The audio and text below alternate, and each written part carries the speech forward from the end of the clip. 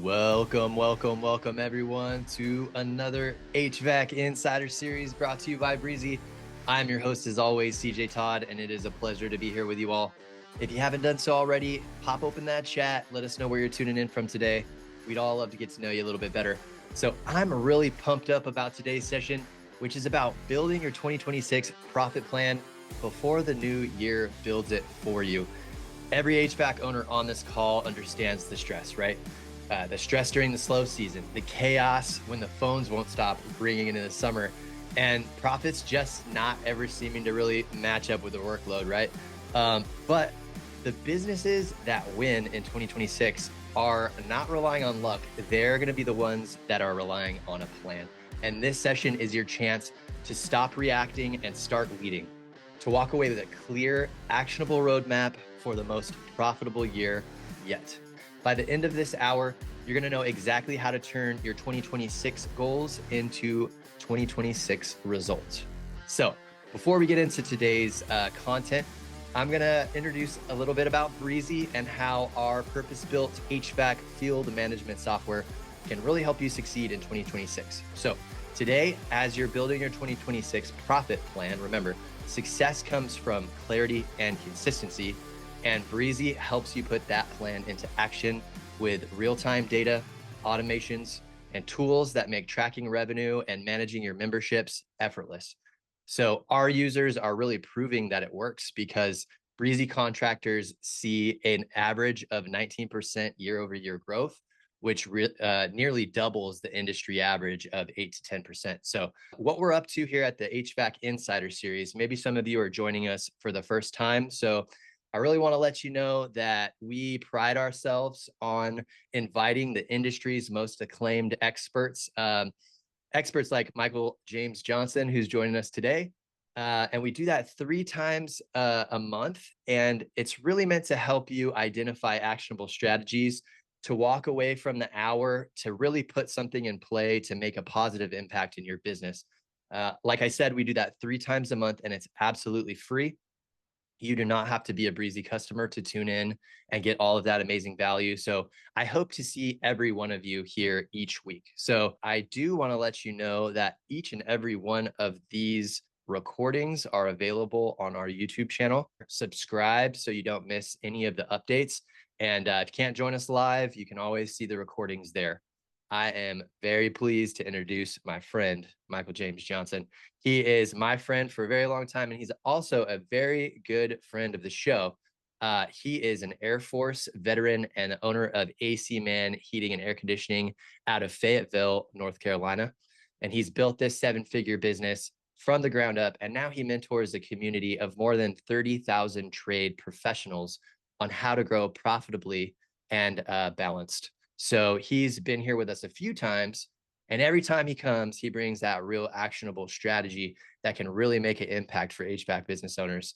And today is going to be even better because he's offering everyone here on today's call a free coaching call and a free copy of his book, The Profit Playbook, which is now Amazon bestseller. So if you'd like to have a call with Michael after today's show to really put into play what you're going to learn today and customize that for you, go ahead and type in profit into the chat and we will reach out to you after today's call. So urge everyone to take advantage of this because he is the absolute GOAT when it comes to planning, absolute GOAT when it comes to implementing real strategies that work. So go ahead and type profit into the chat now.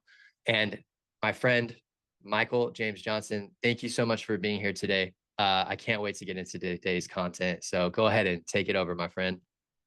All right. So one thing that you said that I love is, so for those that don't know me, I've been running my HVAC business. It's been 21 years so far. And the first 10 years was very, very difficult for me. And I remember one day, and it's in my book, The Profit Playbook. You can probably see it. Which side is it on the screen here? Right behind me. I wrote that book and shared a lot of the stories of what I had to overcome.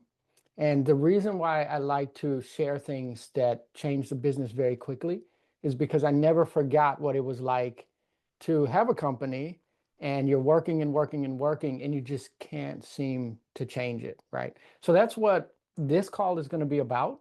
about how to fix 2026. Because if you think about it, right now we're in November, right? So we can't wait to plan 2026 January 1st. We have to do it right now. So this is the reason why I wrote the Profit Playbook, to get that story out to help as many people as possible. And like CJ said, anyone that's on this call will get that book for free. I'll email you, expect that from me.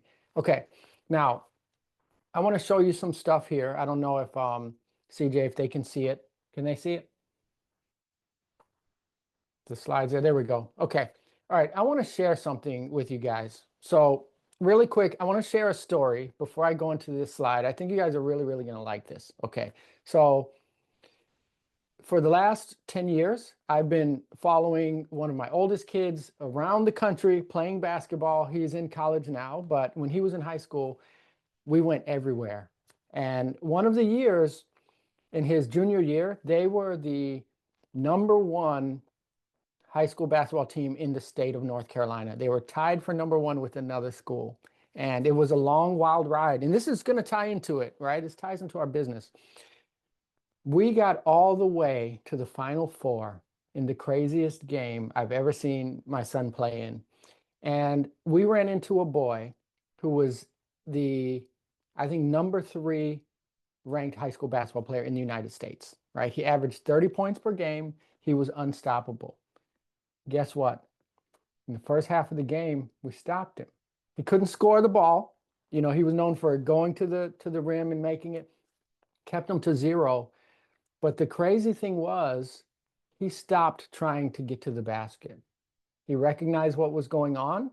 He changed his strategy, and he defeated us. And the kid ended up going to college 1 year and getting drafted to the NBA at 19 years old. Okay.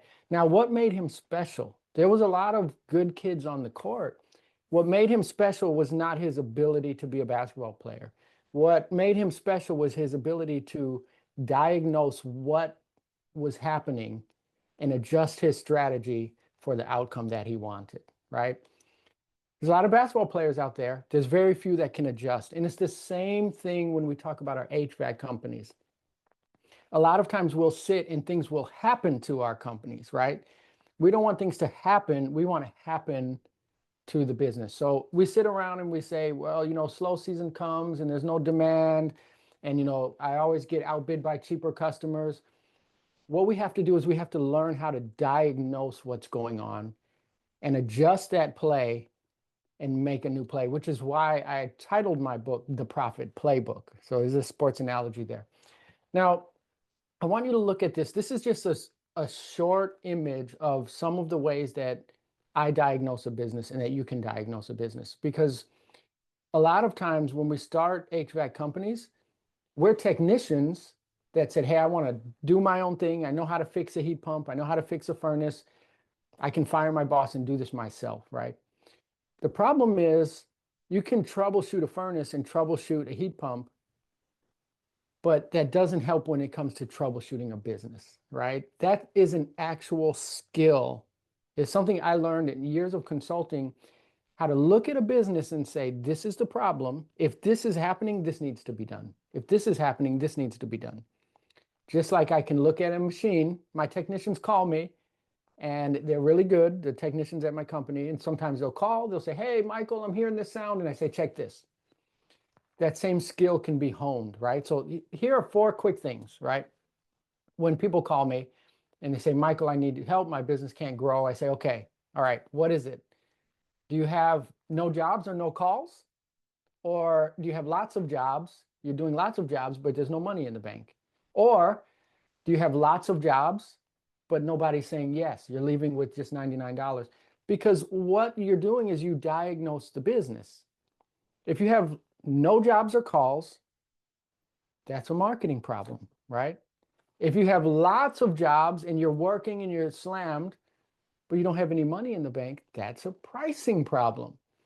If you have tons of jobs on the schedule, but everybody's saying no, what is that? That's a sales problem, or it could be a branding problem. You're getting in front of the wrong customers. They're not aligned. And when we look at this and we sort of diagnose our business this way, It teaches you what play to run. Just like that kid I told you the story of, he knew, I'm not going to just keep beating my head against a wall trying to get to the basket. That's not working. I'm going to now do this, right?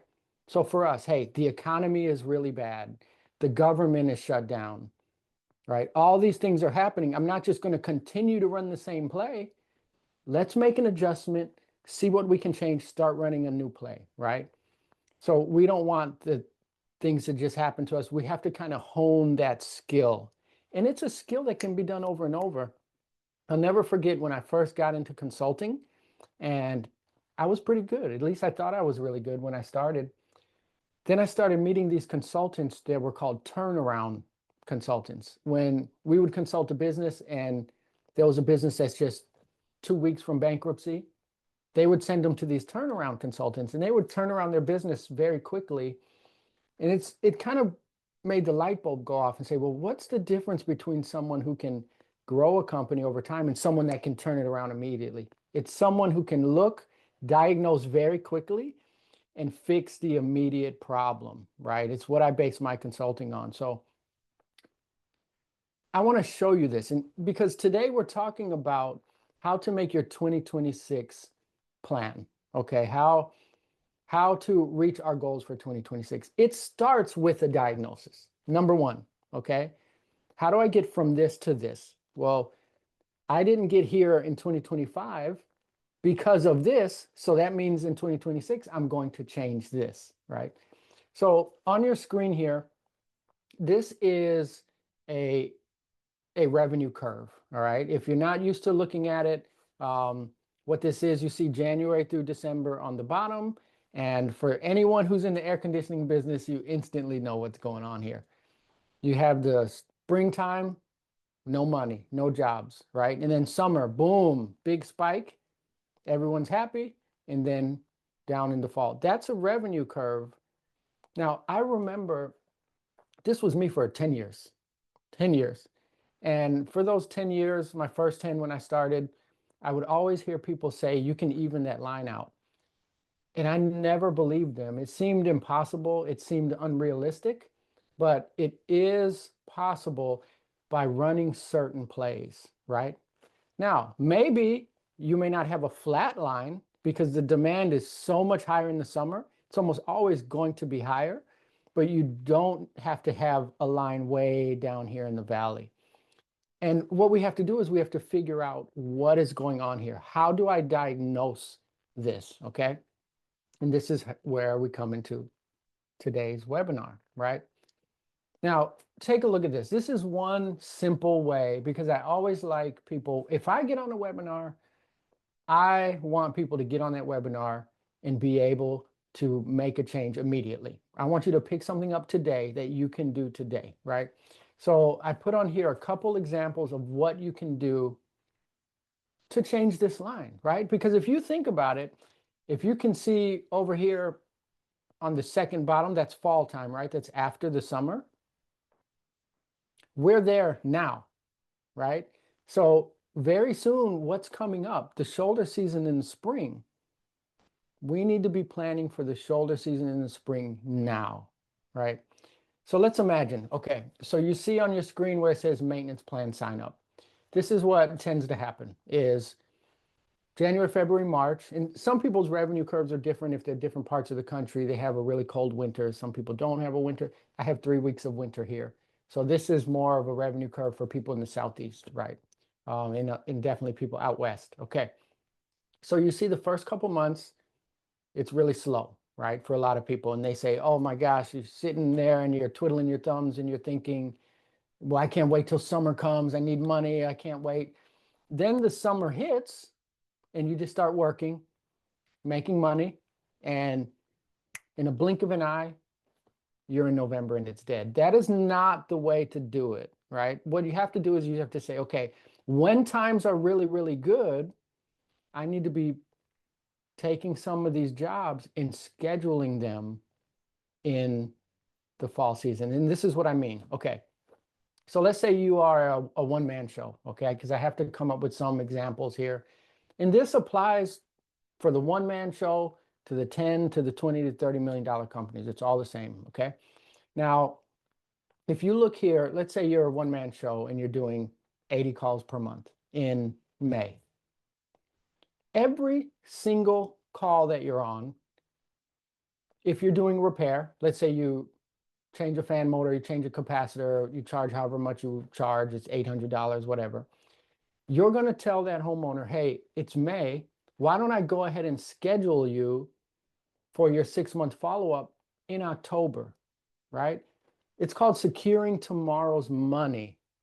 And I give you a fun example. If you guys, you probably can't see my hair here because I have a black background, but I like to have a really tight fade. All of these long curls, I actually don't prefer long hair. I prefer short hair. But for whatever reason, my barber, when I go to my barber, I get a haircut and I say, hey, can we schedule another haircut for next week? He'll never do it. He will never do. He'll say, oh, just go on the app. And what happens is I get home, I forget, and then 2 months goes by and I don't get a haircut. And because my barber is not scheduling his customer's next job while he's there, he's losing revenue. And this is what we do. If you do 80 calls per month in May, can you take at least 40 of those calls and close them into maintenance plans and take 40 calls and schedule them in October, right? And then in June, can you take 40 calls and schedule those in November? Then when the shoulder season hits in October, there's already half of it booked, right? That's how you bring that line and you kind of even it out a lot. That's one way to do it. Another way to do it is to have an approve decline method on your invoices. And I believe Breezy is really good at this. Is let's say you go to a job in May. Everything is busy. It's crazy. You're happy. You're making money. You're putting money in the bank. And you go to a job. You find a lady's fan motor is bad. Capacitor is bad. You go into the house. You see her ductwork is not too good. So you go in. You say, ma'am, I'll change your motor, change your capacitor. That'll get your house cooling. But also your ductwork is really bad. I recommend that. And she says, no, just get my house cooling. So you change the fan motor, you forget, she forgets, it's over, right? Or you can mark that on the invoice, mark it as a decline, write it down somewhere, and put it on a reminder for October, November when your slow season is. And you'll have a list of hundreds, depending on how many jobs you do. If you have technicians, it may be hundreds of jobs. If you have a bigger company, maybe thousands of jobs. When it gets slow, you can call them up. So if CJ is my customer, I can say, hey, CJ, so I'll change the motor, no problem. Do you mind if I call you in October and just remind you about the ductwork? You may be ready to do it then. And I seed it in his mind that he's not going to say, no, don't remind me, right? He's going to say, yeah, sure, no problem. Then when I call him in October, it's not strange. And say, hey, CJ, remember I was at your house in May and we talked about the ductwork. Can I get you on the schedule? He may say no, but guess what? He may say yes. And you have thousands of these, and you end up really raising this line up. This is not a theory, right? This is something I have done in my company when I went from scraping change out of the couch cushions to get dinner for my family to actually straightening, well, not straightening, but making that a lot less flat, less, turbulent. You get what I'm saying? So actually in our company, we booked the entire month of September before it came by doing this. The entire month, completely booked, completely booked. No weather, no demand, because I learned, we don't sit around and just say, well, weather is bad, the economy's bad. We want to be like that basketball player that says, okay, this is happening, but what can I do? All right. And Michael, you make a really good point there that, Breezy can handle all of that note tracking, all of the automated reminders. You can schedule out stuff inside the CRM, inside the field management software for months ahead. It can auto remind your techs. It can auto remind the homeowner. These automations are super powerful and bringing this playbook to life. So yeah, glad you called that out. And you can absolutely call me in October for that ductwork because I'm not thinking about ductwork in October. Yeah, yeah. And the funny thing is, and I know the objections because I am the person that, I've been told all this for years. My first 10 years in business, I was in the way, and I would say things like, well, I don't want to bother people. And I would say, well, I don't want to just, offer tons of things they don't need. It's not about that. When you start talking about upselling and cross-selling, I'm going to tell you what it is. If you don't do it, a lot of people say, well, you guys are just salesmen. Let me tell you something. If you don't offer things to your homeowner, you're doing them a disservice. You're doing them a disservice. If I say, okay, I'm at CJ's house and his ductwork is bad and has holes in it, and he's spending money to heat his crawl space, and mice are getting in his house because there's holes in it. And I say, well, I don't want to go tell him because I don't want him to think I'm a salesman. No, he wants to know that. Right. And if we're staying in this role play right now, from a consumer perspective, it feels nice to be thought of. It feels nice to be taken care of. It feels nice to not feel like another dollar sign to a business, and like they have my best interest in mind. So Yes. when they can prove to me that they're thinking about my future, that's going to make me much more happy to buy from them, much more engaged with the relationship. And I could tell you right now, like, I'm not going to have another HVAC business come out here. I'm going to have the one that's taking care of me and my family and offering, Yes. those kind of support, those kind of helpful ideas, solutions. So yeah, I love everything you're saying there, Michael.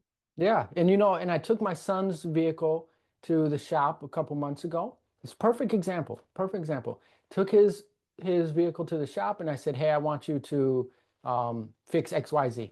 And I'm the guy. I don't want to spend a ton of money. Do what I said because I feel like I'm a good mechanic. I'm not. I'm not a mechanic, but that's how the customers are. But I rely on the mechanic, to be honest with me, to use his expertise. But I go in and I say, "Hey, fix XYZ." And the guy, he says, okay, it's this much to fix XYZ. He said, but don't put your son in this vehicle without fixing this. And I said, what do you mean? He said, let me show you. And he goes and he shows me there was some problems on the frame. And I said, oh my gosh, thank you. It ended up being thousands of dollars more. But I'd rather him do that than put my son in this unsafe vehicle because he's thinking, oh, well, I don't want him to think this. You're doing your customers a disservice if you're not mentioning things. Give them the option to tell you no. Don't take away the option, right? Um, okay, we don't want to wait until it's too late. All right. So right now we are in November at the time of, right now in this, for the people watching later at the time of this recording, we're very close to the end of the year. And this is how the workflow works. If you message people, if you call people, like you said, CJ, you want to be thought of, right? But no one wants to only be thought of when, I'm not a good friend if I only call you when I need something, right? Hey, can you help me move? Hey, can you take me to the airport? Hey, can I borrow $20? But if they're helping you move, taking you to the airport, loaning you $20, then when it comes time to ask, it's not inappropriate. This is why you don't wait until the slow season to start reaching out to your customers. In June, you're going to send them an email and a text message about something helpful to them. In July, you're going to send them something helpful to them. In August, you're going to say, hey, this is what you do to prepare for the hurricane that's coming, and this is what we've seen. Make sure you cut your tree limbs over the house, all of that. You're going to help them, give, give, give, give, give, give, give. And then in the fall season, you're going to say, hey, it's time for a maintenance. Can we get you on the schedule? So it's not a one-sided relationship. If you wait until the end, it's not going to work, right? So, okay. Now this is something that I love here. For those that are out there and saying, okay, Michael, I get it. We need to plan because we are planning for 2026. It's a little late in the year, but you can change things. For those that are saying, Michael, but I need some money now. I have bills now to pay. I have to make payroll. I do this in my company. I did this today, right? This is what I call my panic button. Okay. Some people call it a rainmaker campaign. What this is let's say you have 1,000 customers in your database and you say, okay, the schedule is a little light. So right now it's Thursday. I looked and I said, okay, my schedule is a little light next week. So let's say you have 1,000 customers. You are going to text. This is just an example of a framework you can do. This is exactly how I do it, by the way. I'll send 1,000 customers 3 messages. After today, you are no longer allowed to send your customer 1 message. You're no longer allowed to do it. You cannot do it anymore. And this is what I mean, okay? So my 2 oldest boys are in college right now. They're in class. If I want to get a hold of them and I call them, ring, ring, ring, and it doesn't ring, what do you think I'm going to do? I'm going to text them. Hey, I just tried to call you. Call me back. Very rarely do we ever just send 1 message. If I call CJ and he doesn't answer, I shoot him a text. Hey, you don't need to call me right now, but just when you get this message, call me back. I'm probably going to email him too. Hey, CJ, and I think I've actually done this before. Send you a text and then an email. Hey, just get back to me. You can email or text me. We do this every day in our friendships and our relationships. It's no difference with our customers. If you text your customer, hey, can you believe it's been 6 months since your last repair? Hey, can we get you on the schedule for a maintenance? Then you're going to call them and then you're going to email them.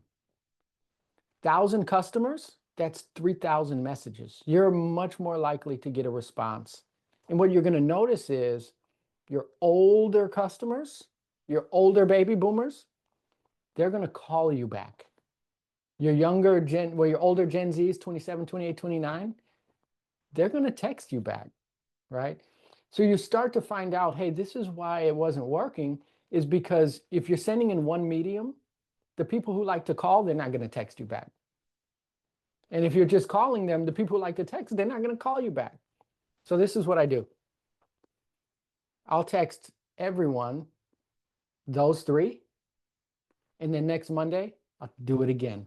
And then next Monday, I'll do it again. If you have 1,000 customers and you do this over 3 weeks, that's 9,000 touches out of 1,000 customers. And I'll confirm that it takes 8 average touches for a consumer to say yes or no. And if there's anybody on the call that isn't commercial, it takes an average of 10 calls or touch points for a B2B relationship to make a yes or no decision. Yeah. I mean, it's proven. And this is why. I mean, it's simple, especially if you're doing residential HVAC.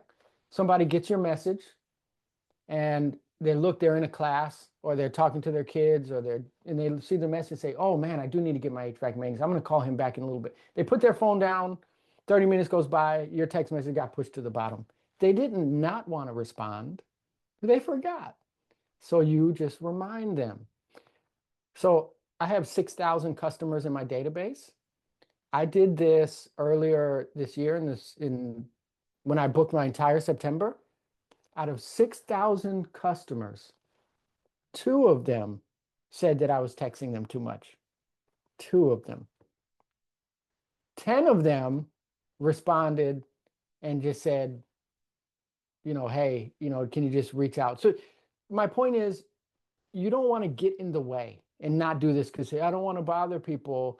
You only bother people if you're bothering them, right?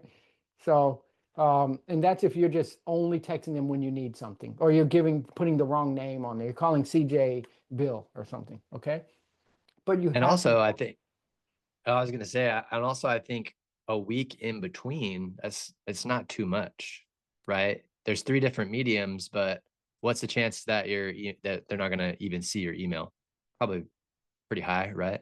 Yeah, yeah. And then Christopher said in the chat, the customer will let you know when it's too much. And they're not going to, from what I've seen, I've been doing this for years, they're not going to rage out. If anything, they're just going to text you and be like, hey, you're sending, I have a customer. He actually messaged in today. He said, hey, can you dial back a little bit on the text? We think people are going to go crazy and just unsubscribe. And if they do, it's okay. They're just saying they don't want that type of message anymore. And you learn, right? So for those that are saying they need money now, this is the panic button. Now, I'll give you a quick note on this before I go to the next one, is you're doing this all at the same exact time, okay? So when you send a text and you send an email and you call, it's at the exact same time, because to the customer, that's one contact. They said, oh, he was trying to get a hold of me, right? So I do this all simultaneously. A lot of softwares can do this. And I've even seen people do this back to back. I did this one day, 3 days in a row, right? It works, okay? But you have to tie them together, and I can't. This isn't a class on that. If you want to work with me, you know, if those that raise their hand to work with me, this is something I go through in my program on a deep level. All right. And quickly, I noticed there was a few people that joined kind of late. And you know, if you type in profit into the chat, Michael will reach out to you. And I think you're gonna share some of those actual scripts that you send Mm-hmm. out too, right? Yeah. Yeah, Yeah, that's I awesome. have the actual text messages. And Christopher, you're right. You have to honor the unsubscribers. If they tell you to stop, you have to stop. That's just being a good person. Um, but yeah, so I'll tweak my messages. I'll send it to 50 people and see the response, and then I'll change one word and send it to 100 people. Then I'll change one word. And over the years, I've gotten messages pretty drawn in. And in my coaching program, I give the messages. I have them on a Word doc. I send it. All you gotta do is change your business name, change your name. It's easy. So you can work off of my mistakes. Okay. All right. So what do I work on? So we're talking about 2026. What are the things that you want to work on? And I have a list. If you go to my YouTube channel, the most recent video that I did, I talk about 50 different things that you can work on in your business, 50 different processes and systems. Obviously, I'm not going to do 50 on an hour-long webinar, but here are 4 quick things. Is one, we need to work on frequency, right? Frequency is systems that you use to get your customers back in the door. We just talked about that, right? A restaurant cannot survive if people come one time, they will go out of business. An HVAC company can survive if they use you once every year. But what if your customers come back twice a year? What if you can get them to come back 3 times a year? Not by making up stuff, not by robbing people, none of that, but just by offering more services, right? Okay, referrals. In these moves here, these are things you can do without spending one single dime on ads. This is why I like this. Let me tell you, I hear it all the time, and I used to believe it. They said big companies, they're busy throughout the year because they have a huge budget on ads. 9 times out of 10, big companies are not just spending all their money on ads. They're doing plays like this, right? They're bringing their customers back more than once per year. They're doing it on purpose. They're getting referrals. How much is a referral? If my friend CJ tells his neighbor to use me, how much did that cost me? It cost $0. 0. Okay, now how much more likely is your neighbor going to use me if his neighbor said to use than if they saw my ad on Facebook? A lot more, okay? Price. I love pricing because it's something you can just do immediately. It costs nothing. And I have yet to consult a business, and when I fix their pricing, that we didn't have to go up, because most of the time we're underpriced. And it's not underpriced by what I think the price is. We do it off of math, off of your cost.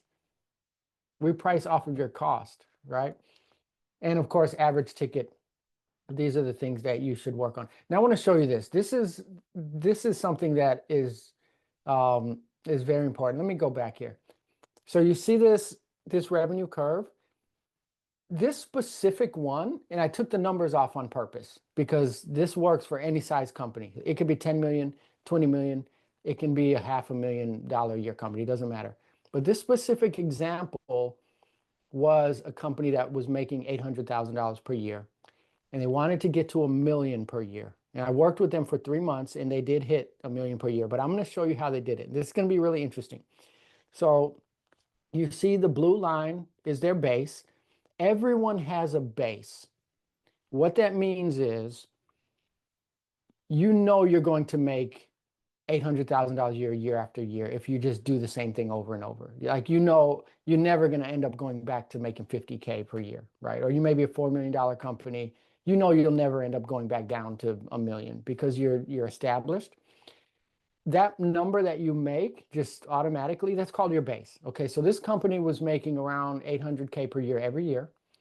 And so their base was 800K. Their goal was $1 million. So the difference between the base and the goal was 200,000. Okay. That number between your base and your goal is called a gap. So this company, for example, had a $200,000 gap from where they are to where they want to be. Now I want to show you this. This is very, very powerful. Okay. Now, this company went from 800K to $1 million before the year ended without spending a single dollar on ads. And this is how it was done. And this here, there's a couple caveats here because every business is different. This is based on a $900 average ticket. All right. So we looked at their pricing. We increased their price by 10% because they were priced too low, right? We increased their average ticket 10% by upselling, by cross-selling, having more options, offering a menu. You should always offer a menu. You should never offer one thing, right? Okay, you bring your car to the shop. If I bring my son's car to the shop and say, hey, change the oil, they should be looking at the brakes. They should be looking at all that stuff and saying, hey, this is how much it is for the oil. Also, your brake pads are this. Give them a menu. Let them pick. Just by offering more things, your average ticket will go up and you're serving the customer, right? So we raise their average ticket by them just offering more things. And we raise the frequency, the amount of times customers come back by doing what I showed you in the other slide, by in the summertime taking those service calls and putting them in. We closed that $200,000 gap by doing those 3 moves without spending a dollar, because none of these things on here cost a single dollar. And if you can do that, then all the money you're spending on SEO, Google ads, Facebook ads, that's extra. It's extra, but doesn't have to be done. And these are the secrets that those big private equity companies that we all don't want to mention, that's like saying Jason or the boogeyman, we all kind of hate the private equity. Listen, this is what they're doing. They're buying a company and they're doing these 4 moves. We didn't even change the referrals yet, right? So this is the magic here. It's amazing. It actually closed their $200,000 gap plus 16,000. And the year's not over yet. We're in November. So I'm waiting to see, kind of what will happen.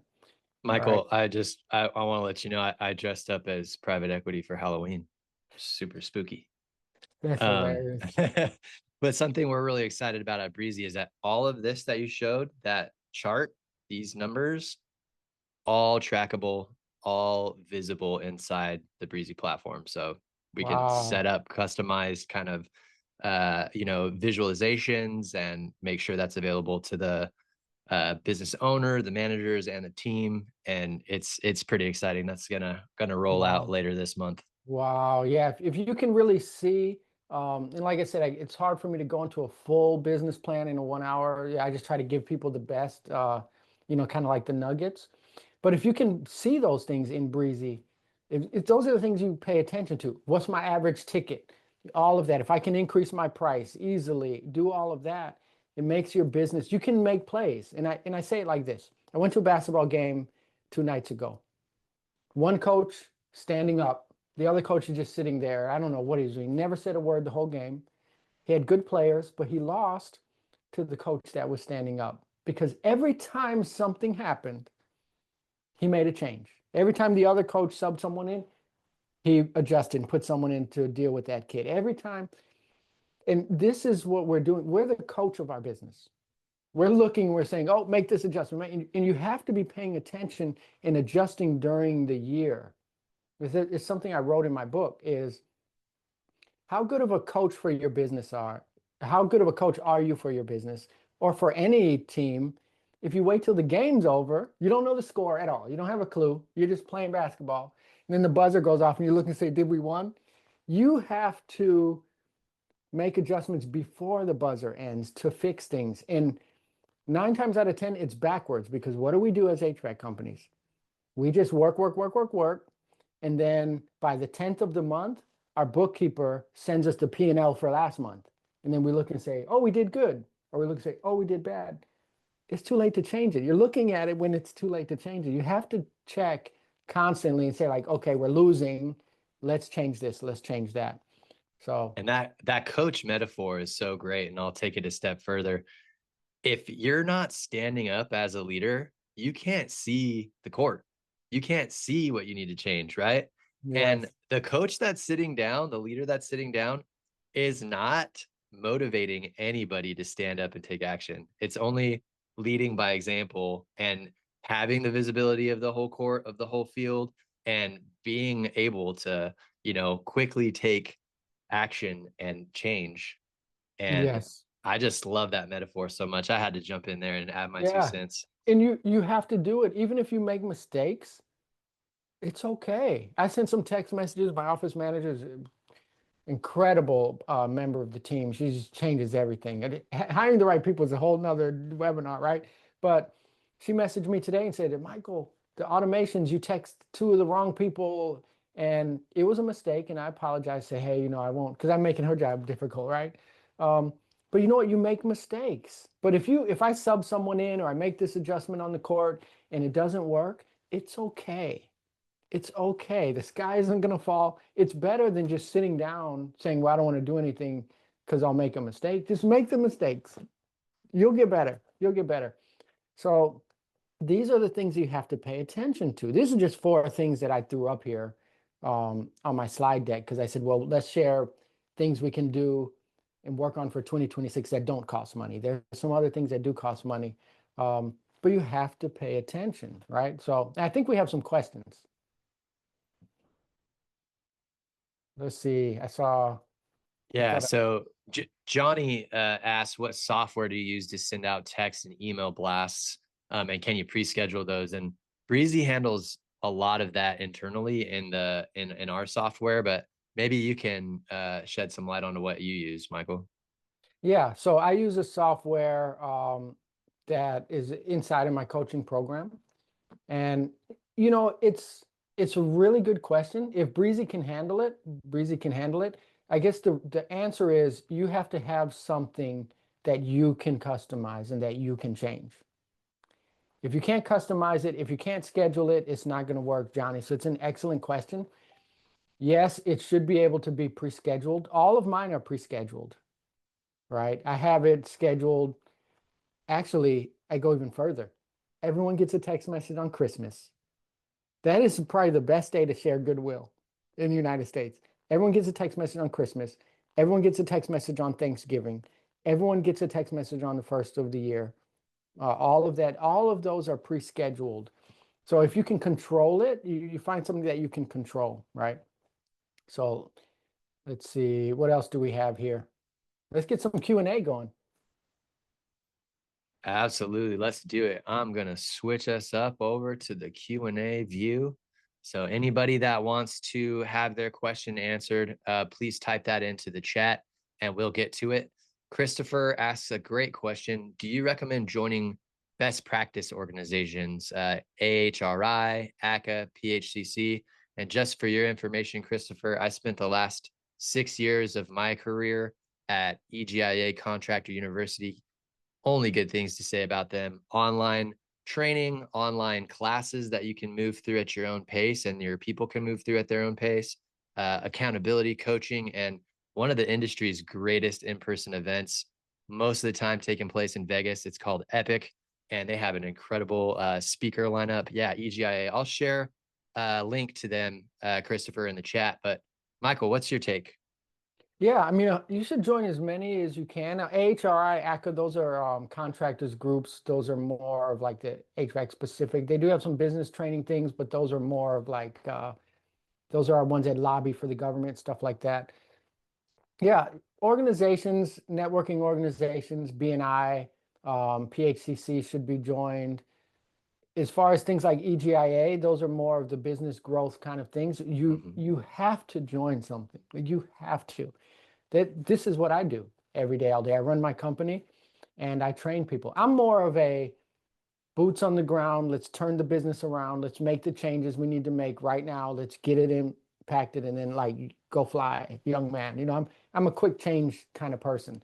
So, but that's what I do. I can only handle a small group of people, but actually I'm doing a class next week. Actually, I'm only taking 10 people. So reach out to me about that. That's starting on November 11th. But yeah, you should join as many as you can. Just do your research.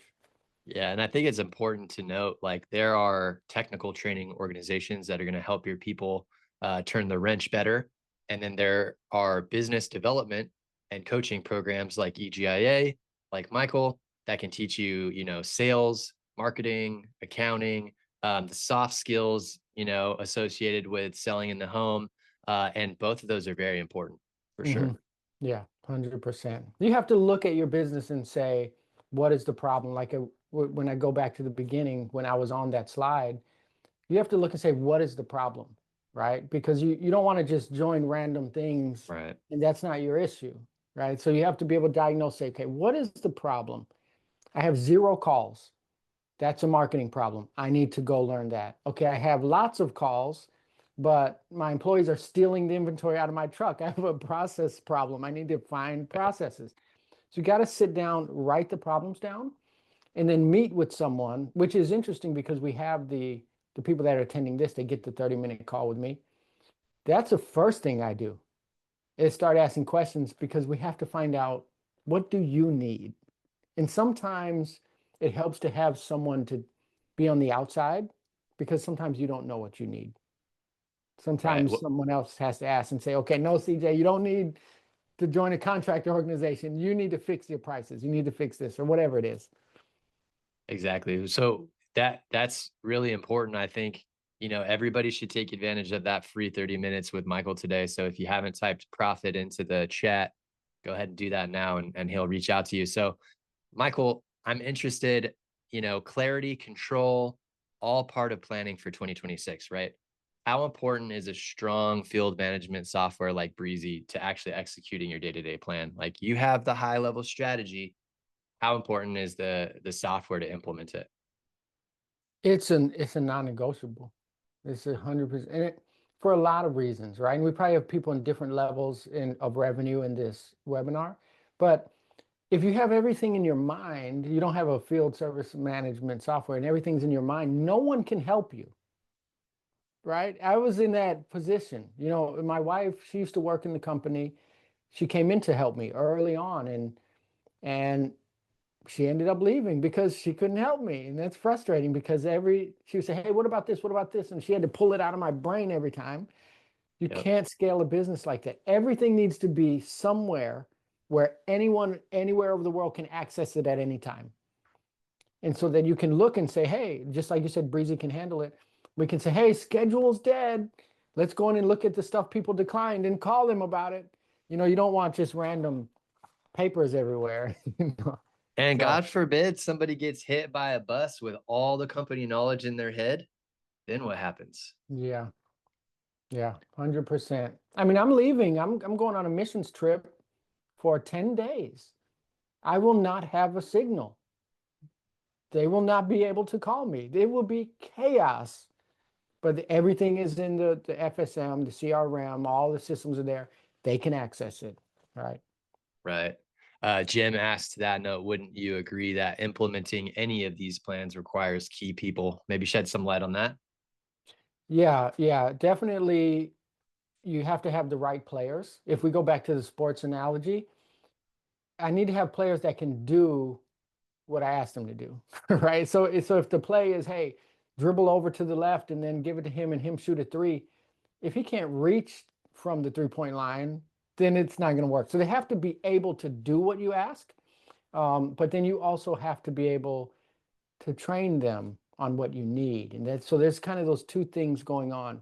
You need to hire key people, but then always remember key people will only stay in a disorganized function for a very short amount of time, right? So if you get 100%. someone who's very, very good and you're not giving them what they need and you're disorganized, they will find somewhere where they kind of fit, where they're organized.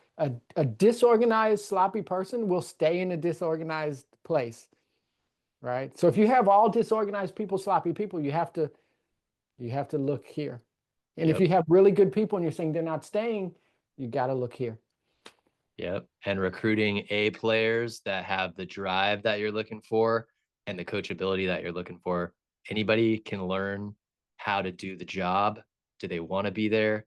And are they going to take your coaching and run with it? Like, Yeah, that's a big thing for me. yeah.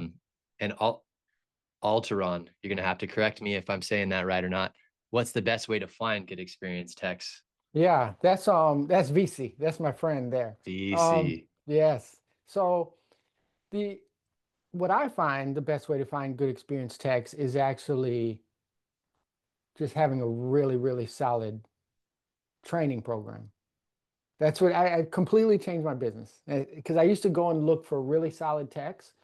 But then one day I was in a restaurant. I saw this kid and he was just like the best employee ever. I mean, just seemed smart, was taking care of things. And I thought, I want to hire him, but I can't because he doesn't know the job. Then I realized, wait a minute, what's missing is the training program. Because if I can pick any random good person and get them trained up, so for me, it's more of like, okay, let me line up the training programs. For example, all of my technicians are going to the symposium in Orlando. It costs me money, but I line up my things throughout the year so that I can find a good personality and then know I can bring them in and train them really well. So that's the long answer. The short answer is I go to the tech school and I speak twice per year and I teach soft skills. I'm not an employee. I called the guy and said, hey, I own a company. Can I come in and speak? And that way I can kind of look years before they graduate. If it's a 2-year program or a 1-year program, I'm kind of making touches to these students before they Yep. graduate. And I notice like, oh, that kid CJ, he's a genius. I have his phone number. Before he ever graduates and enters the portal and starts calling for jobs, so I completely take him out of the market, right? So making a presence at the tech school is a good way to do it. Absolutely. Creating that kind of always on pipeline of new talent into your business is incredible. I want to go back to the base and the goal gap. Mm-hmm. So what's the best way to forecast? How does a, HVAC business owner who might not have done that in the past, what's a realistic forecast and how do you know where to put your numbers based on where you were at the year prior or maybe for the history of your company? So you have to, it takes a lot of work.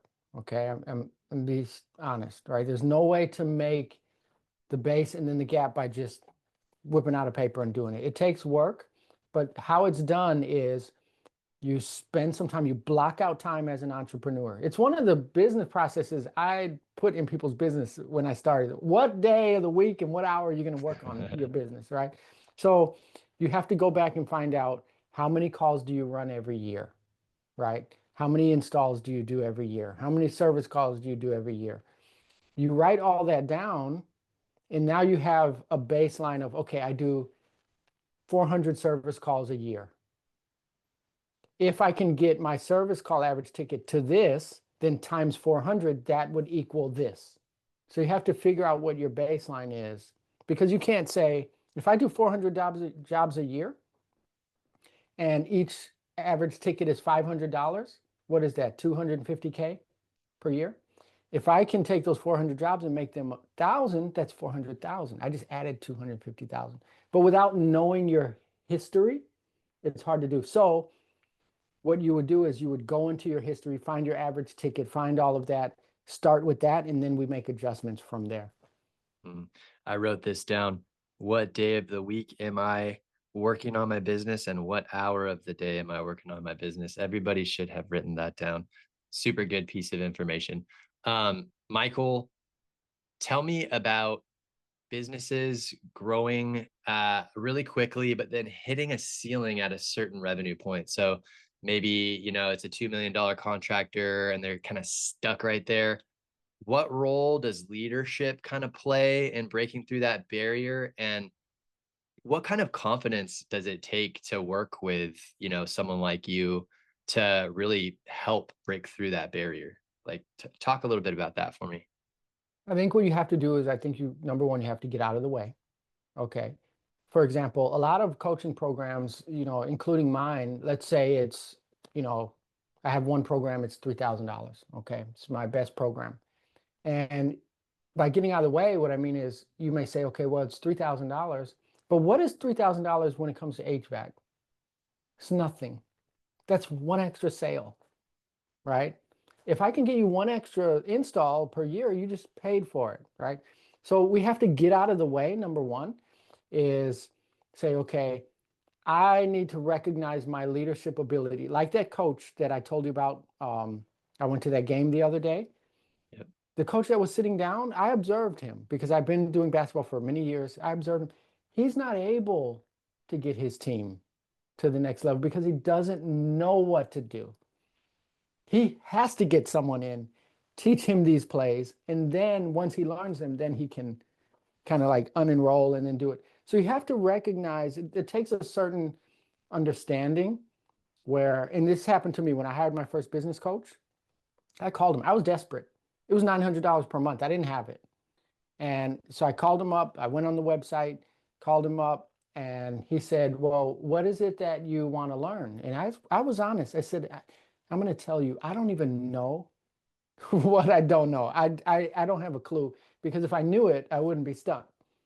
Right. And for me, that was the most powerful thing that happened to me, realizing sometimes you need to just shut down and let the person teach you. And you do that with me sometimes, CJ. We have talks because you have your expertise, and I'll push back and say, I want to do this, and you'll be like, okay, that's fine, but in my experience, it needs to be done this way.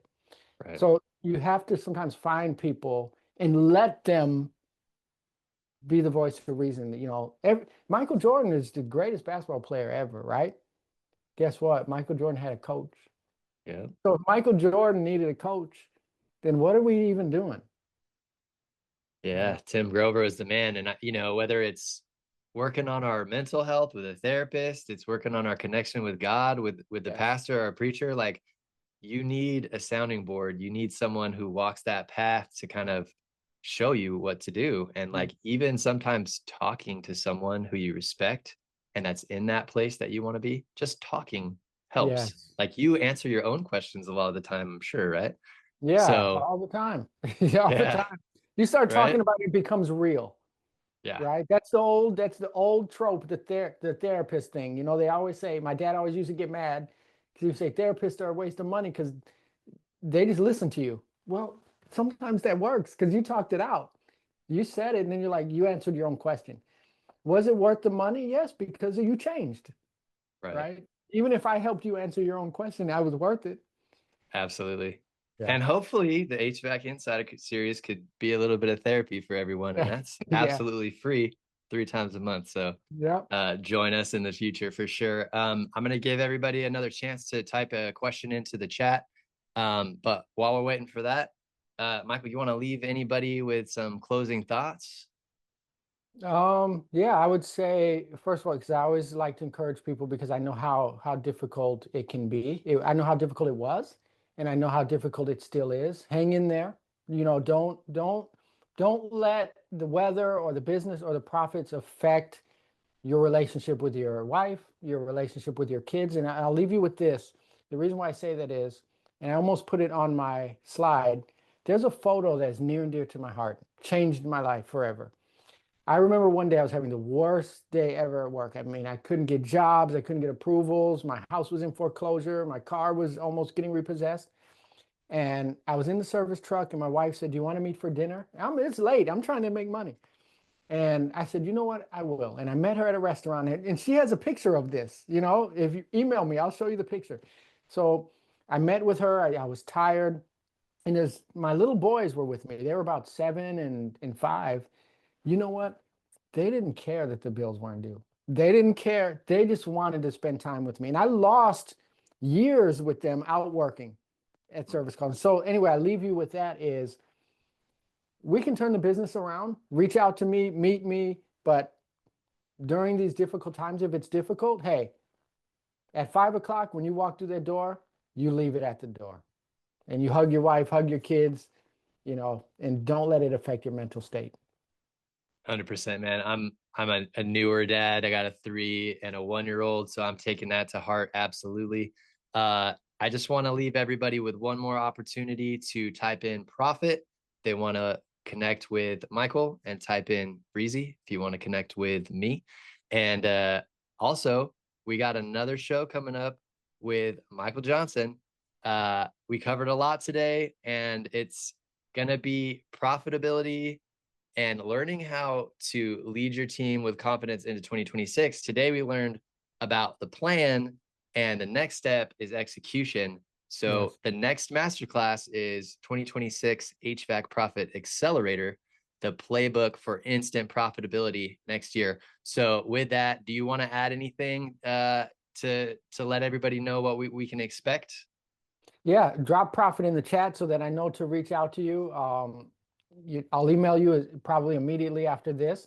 Join me on November 11th. I'm giving a very low cost class. It's a 6-week class. I'm almost giving it away. That starts on November 11th. Yeah, and I look forward to seeing all of you guys on the inside. Very cool. And so this class that I'm talking about, 1120, it's free of charge. It is going to be an amazing opportunity to take what you learned today and implement it. So everybody go ahead and click that link in the chat. Registration's already open. And I'm going to close it out with your boy, Michael James Johnson, on the big screen. Michael, thanks for joining us, and Thank I'll you. see you in a couple weeks, buddy. Awesome. Cheers.